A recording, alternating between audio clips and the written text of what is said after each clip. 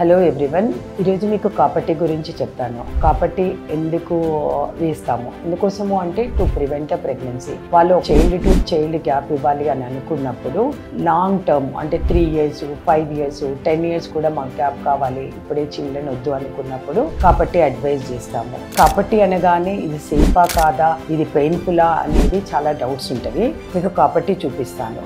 ఇది 2 కాపట్టిని, దీన్ని మల్టీలోడ్ లాగా తీసుకుంటాము. ఇది టీ షేప్లో ఉంటుంది. ఇది చిన్నది డివైసే. ఇది ఇంట్రా యూట్రైన్ లోపలికి అంటే సర్విక్స్ ద్వారా లోపలికి పాస్ చేసేసి లోపలికి పెట్టడమే. దీంట్లో కాంప్లికేషన్స్ ఏం ఉండవా మేడము అని అడుగుతారు. ఉంటాయి కాంప్లికేషన్స్ సమ్ టైమ్స్.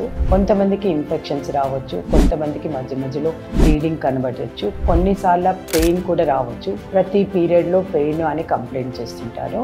చిన్న చిన్న ప్రాబ్లమ్సే కాబట్టి మీ డాక్టర్ని కన్సల్ట్ చేసుకొని మరి సేఫా కాదా మీ బాడీకి అనేది తెలుసుకోండి. Thank you.